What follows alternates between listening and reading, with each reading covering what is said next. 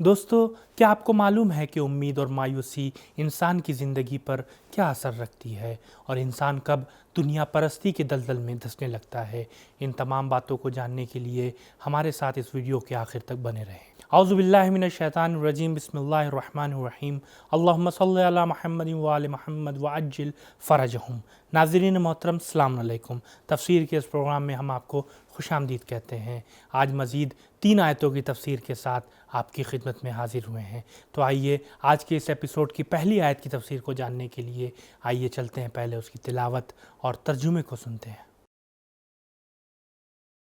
کتاب انزلناه الیک مبارک لیدبروا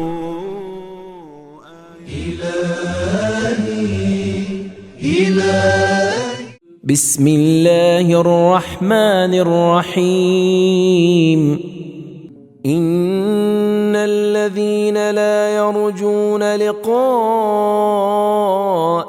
ورضوا بالحياة الدنيا واطمأنوا بها والذين هم عن آياتنا غافلون أولئك مأواهم النار بما كانوا يكسبون۔ بے شک وہ لوگ جنہیں ہماری ملاقات یعنی اخروی نعمات کے حصول کی امید نہیں ہے اور دنیاوی زندگی پر ہی راضی ہیں اور اسی میں اطمینان محسوس کرتے ہیں، اور وہ لوگ جو ہماری نشانیوں سے غافل ہیں ان کا ٹھکانہ دوزخ ہے، ان کے اعمال کی وجہ سے جو وہ بجا لاتے ہیں۔ ترجمے و تلاوت کو آپ نے سماعت فرمایا۔ اب آئیے اس آیت کے اہم نکات کو جاننے کی کوشش کرتے ہیں۔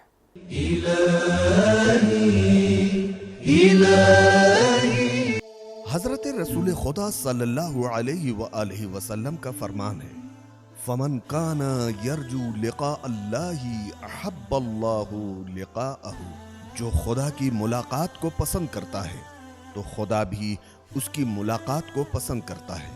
تفسیر فرقان سورہ کہف کی آخری آیت میں ارشاد خداوندی ہے، فمن کان یرجو لقاء ربہ فلیعمل عملا صالحا، سورہ کہف آیت نمبر 110۔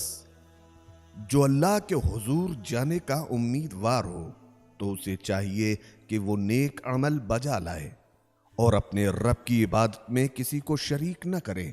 لہٰذا اس آیت کے تحت قیامت پر عقیدہ رکھنے والوں کو چاہیے کہ وہ اعمال صالحہ بجا لائیں اور خدا کی عبادت میں کسی کو شریک نہ ٹھہرائیں۔ دوستو، نکات کو جاننے کے بعد اب آئیے دیکھتے ہیں کہ اس آیت سے ہمیں کیا پیغام ملتا ہے۔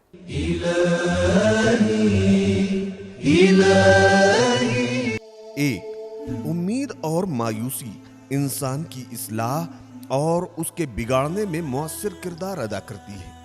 2، انسان جس قدر قیامت سے غافل ہوتا جائے گا اتنا ہی دنیا پرستی کے دلدل میں دھنستا جائے گا، لہذا قیامت کا عقیدہ رکھنے والوں کو دنیا پرست نہیں بننا چاہیے۔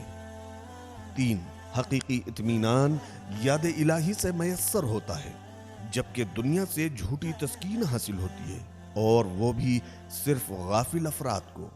4، دوزخی بننے کے حسب ذیل اسباب ہیں۔ 1، ماد اور اخروی جزا اور سزا کا انکار، لا یرجون لقاءنا۔ ب، چند روزہ زندگی پر خوش رہنا، رضوا بالحیات الدنیا۔ ج، آیات الہی سے غفلت، ہم عن آیاتنا غافلون۔ دال، ناپسندیدہ اعمال بجا لانا، بما کانوا یکسبون۔ 5، جہنم خود انسان کے ہاتھوں کی کمائی ہوئی ہے۔ یہ تھی سورہ یونس کی 2 آیتوں کی تفسیر۔ آج کے ایپیسوڈ کی آخری آیت کی تفسیر کو جاننے کے لیے آئیے چلتے ہیں، پہلے اس کی تلاوت اور ترجمے کو سنتے ہیں۔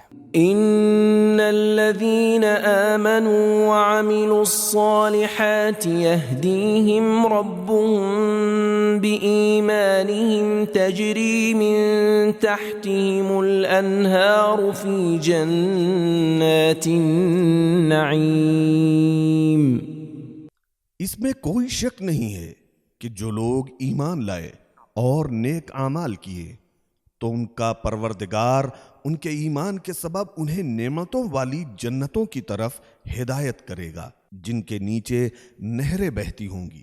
یہ تھا آیت کا ترجمہ۔ اب آئیے اس آیت مبارکہ کے نکات پر توجہ کرتے ہیں۔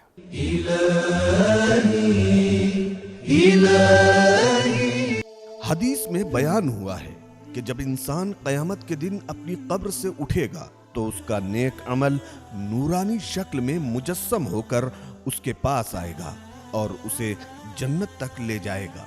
تفسیر نمونہ: ہدایت الہی ایک مسلسل عمل ہے۔ ہر لحظہ اہل ایمان کی ہدایت میں اضافہ ہوتا رہتا ہے اور اللہ تعالیٰ انہیں ہر کھائی میں گرنے سے بچاتا رہتا ہے اور دنیا کے بند راستوں میں ان کے لیے راہوں کو کھول دیتا ہے۔ یجعل لہ مخرجا، سورہ طلاق آیت نمبر 2۔ خدا اس کے نکلنے کا راستہ بنا دیتا ہے۔ بے، اس کو روشن راستے کی ہدایت کی جاتی ہے۔ نورین یمشی بہ، سورہ انعام آیت نمبر 122۔ ایسی روشنی جس کے سہارے وہ چلے گا۔ جین، اللہ ان کی پیچیدہ گرہوں کو کھول دیتا ہے۔ اصلح بالہم، سورہ محمد آیت نمبر 2۔ خدا نے ان کے معاملات کی اصلاح کر دی ہے۔ دال، اور اللہ تعالی ہر مقام پر ان کے لیے کافی ہوتا ہے۔ فہو حسبہ، خدا اس کے معاملات کے لیے خود کافی ہو جاتا ہے۔ سورہ طلاق آیت نمبر 3۔ قیامت کے دن انہیں جنت کی طرف رہنمائی فرمائے گا۔ یسعی نورہم بین ایدیہم، سورہ حدید آیت نمبر 12۔ ان کا نور ان کے آگے آگے دوڑ رہا ہوگا۔ الغرض، یہدیہم کے ضمن میں ہدایت کی جملہ اقسام شامل ہیں۔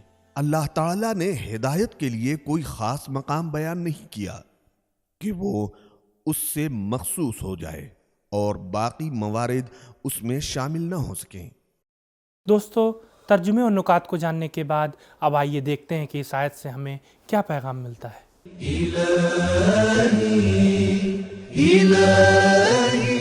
ایک، ایمان عمل سے جدا نہیں ہے۔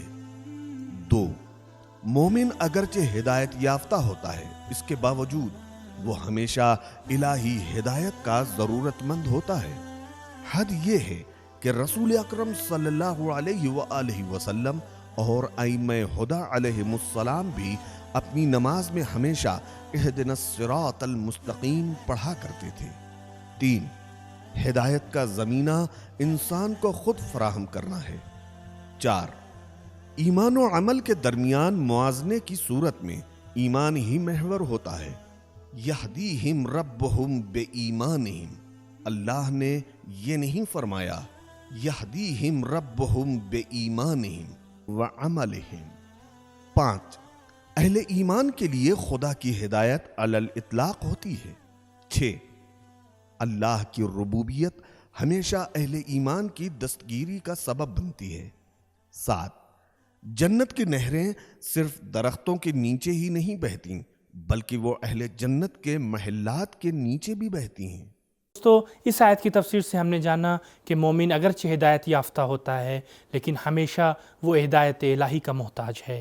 یہ تھا ہمارا آج کا ایپیسوڈ۔ انشاءاللہ کل پھر ملاقات ہوگی کچھ نئی آیتوں کی تفسیر کے ساتھ۔ تب تک کے لیے خدا حافظ، فی امان اللہ۔ سبیل قرآن، قرآنی سماج کی پہچان۔